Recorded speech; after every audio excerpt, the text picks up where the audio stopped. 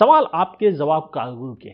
जी हाँ, इस प्रोग्राम में चुने हुए सवाल लिए जाते हैं आपके कमेंट सेक्शन से, जिसके मैं आपको रिप्लाई करता हूं।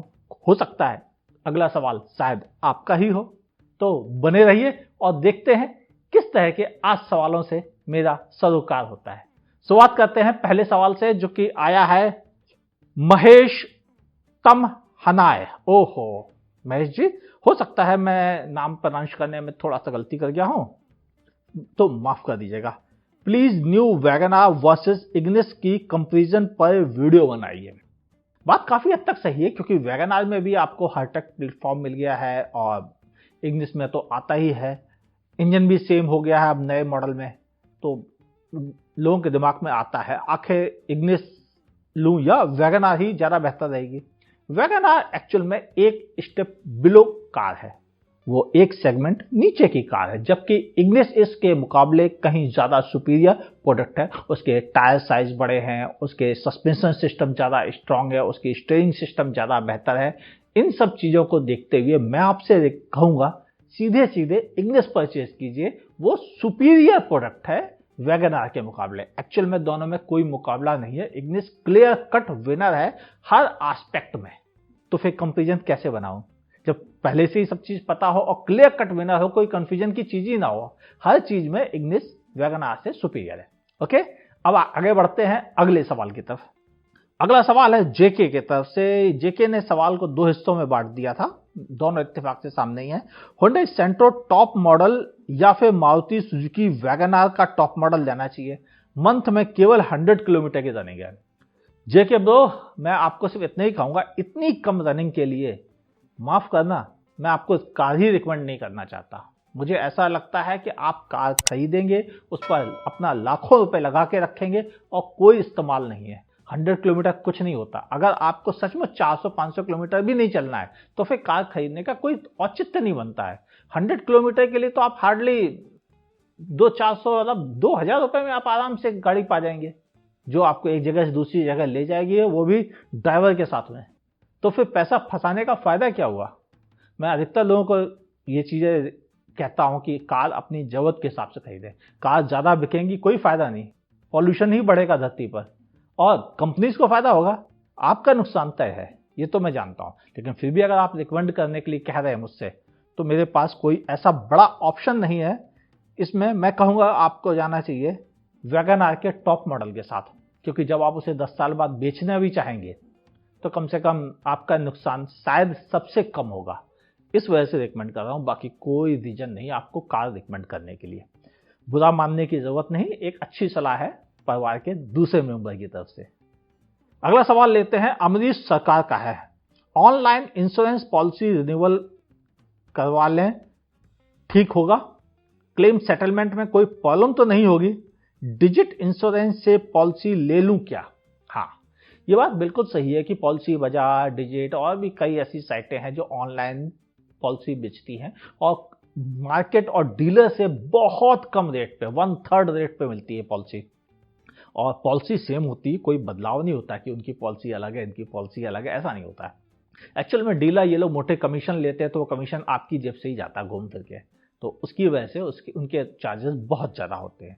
लेकिन मेरा एक सजेशन और है, आप ऑनलाइन तो बिल्कुल लीजिए, कतई मत चूकिए, उसमें फायदा है आपको। लेकिन दूसरा सजेशन ये है कि अपने डीलर के पास कंफर्म कीजिए, जिसके पास आपको अपनी कार मैक्सिमम सुधारते हैं, कि कौन सी इंश्योरेंस कंपनी के साथ वह कैशलेस फैसिलिटी देती है।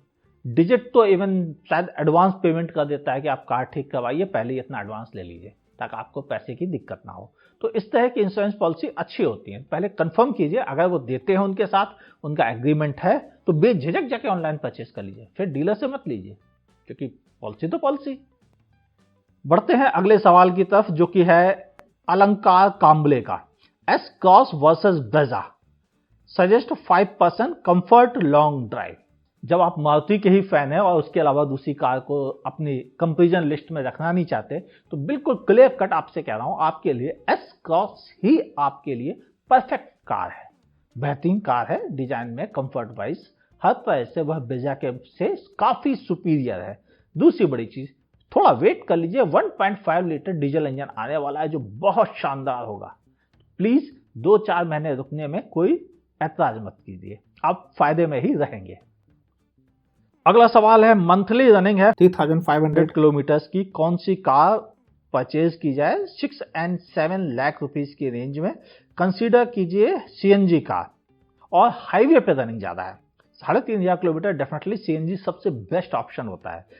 मेरे हिसाब से आपके लिए सेंट्रो सबसे बेहतर प्रोडक्ट रहेगा सीएनजी में, क्योंकि वह बहुत अच्छे स्पीड तक आप उसे चला सकते हैं। हाईवे पर एक अच्छी स्पीड मेंटेन करना, गाड़ी का कंट्रोल में रहना जरूरी है। हालांकि इस मामले में टियागो थोड़ा सा बेहतर कार थी, लेकिन वो सीएनजी में अवेलेबल नहीं है, फैक्ट्री फिटेड आता नहीं है, बाहर से लगवाना रिकमेंडेड नहीं है क्योंकि वारंटी वाइड होगी। इसलिए मैं कहूँगा आपको सेंट्रो के साथ जाना चाहिए। वैगन आर के मुकाबले ज़्यादा सुपीरियर प्रोडक्ट है, और वैगन आर भी अभी इत्तेफाक से सीएनजी में अवेलेबल भी नहीं है। कार एंड बाइक के इंजन रिप्लेस कर सकते हैं?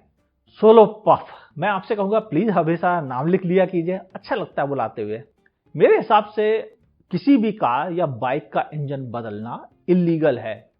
इसे एक क्राइम माना जाता है कि आप अपनी कार या बाइक के साथ ऐसी छेड़खानी कर रहे हैं जिससे आप पकड़े ना जा सकें क्राइम करने के बाद।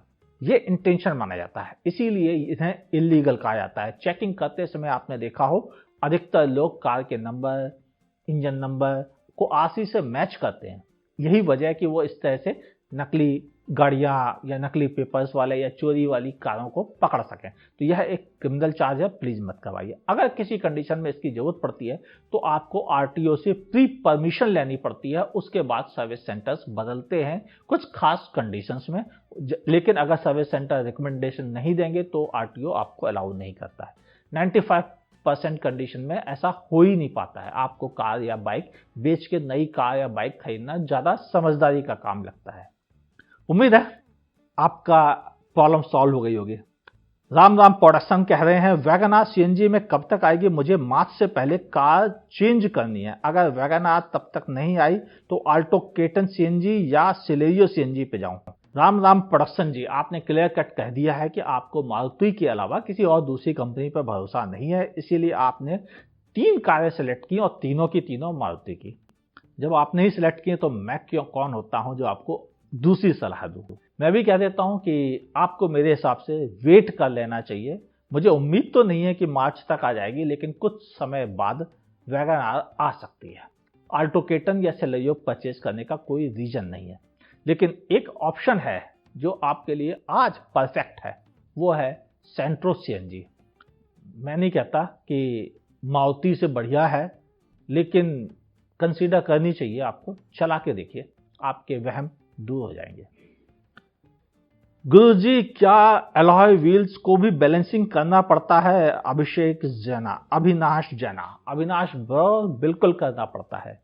चाहे आप एलॉय व्हील्स लें, फैक्ट्री फिटेड हो एलॉय व्हील्स, या आफ्टर मार्केट हो, या स्टील रिम्स हो, सबको बैलेंस करना जरूरी होता है, तभी वह अच्छी स्पीड पर आपको एक स्मूथ राइड दे पाते हैं।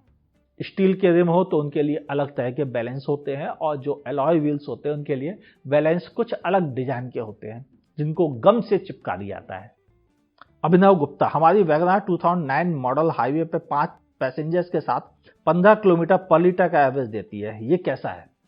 मेरे हिसाब से काफी कम एवरेज आपको मिल रहा है, आप इससे बहुत ज्यादा एवरेज पा सकते हैं। एक वीडियो मैंने बनाया है जिसमें थोड़े से ड्राइविंग में चेंज करके आपको अच्छा एवरेज मिल जाएगा, ऊपर क्लिक करके देख लीजिए और वो सलाहों पर धीरे धीरे अमल में लाने की कोशिश कीजिए, आपको अच्छा एवरेज जरूर मिलेगा। कई लोग नीचे कमेंट में बता चुके हैं कि उन्होंने कितना बेहतर एवरेज पाया। गौरव मिगलानी, प्यारे गुरुजी एक बात बताएं, हाईवे रन के लिए क्या बलेनो डेल्टा पेट्रोल या Aspire trend plus petrol? Price almost same है, थैंक्स इन एडवांस। गौरव, उम्मीद है लुधियाना में सब कुछ ठीक चल रहा होगा। मेरे हिसाब से आपको एस्पायर के साथ जाना चाहिए, क्योंकि हाईवे पे हैंडलिंग कार की कंट्रोल बहुत इंपॉर्टेंट होता है, स्टीयरिंग का कंट्रोल भी बहुत इंपॉर्टेंट होता है, सस्पेंशन सिस्टम भी बहुत मायने रखते हैं, और इस मामले में इत्तेफाक से एस्पायर सबसे बेहतर ऑप्शन है। आपको बिल्कुल एस्पायर के साथ ही जाना चाहिए। बलेनो शहर के लिए बहुत अच्छा ऑप्शन है, लेकिन हाईवे के लिए एस्पायर ज्यादा बेहतर रहेगी। एक रिक्वेस्ट है, इस समय चल रही है रोड सेफ्टी वीक, और आपसे यही उम्मीद रखता हूं कि आप अपनी और दूसरों की सेफ्टी के लिए जागरूक रहेंगे। चाहे आप फ्रंट सीट पे हो चाहे आप बैक सीट पे हो, सीट बेल्ट लगाना ना भूलिए। अभी हाल में इसी इनिशिएटिव को आगे बढ़ाया निसान ने भी। उन्होंने एक शर्ट लॉन्च की है जो रिंकल फ्री है, यानी आप पीछे की सीट पर बैठकर भी अगर सीट बेल्ट लगाते हैं तो आपकी शर्ट्स पर रिंकल्स नहीं पड़ेंगे। नॉवल आइडिया है लेकिन अच्छा है। अगर आपको ऐसे ही कुछ और आइडिया तरीके सोचते हैं लोगों को इंकरेज करने के लिए कि वो हर जगह जब भी कार में बैठे हैं सबसे पहले सीट बेल्ट लगाएं, तो वो आइडिया नीचे कमेंट सेक्शन में भी लिख के भेजिएगा, अच्छा लगेगा। ये वीडियो अगर अच्छा लगा हो तो लाइक का बटन दबाइए, नहीं अच्छा लगा हो आप डिसलाइक का बटन दबा सकते हैं। मैं अमित अपने प्रोग्राम में न्यूज़, रिव्यूज़, आपके क्वेश्चन आंसर और ऐसे ही सवालों के जवाब दिया करता हूं। बेहतरीन वीडियो हमेशा देखना चाहते हैं तो हमारे चैनल को सब्सक्राइब कर लीजिए। सब्सक्रिप्शन का बटन भी बगल में है और वहीं बगल में नोटिफिकेशन भी है, उसको भी दबा दीजिए। मुलाकात होगी हमारी और आपकी अगले वीडियो में। तो कीप ड्राइविंग, स्टे सेफ और बगैर सीट बेल्ट के कार स्टार्ट भी नहीं करनी है।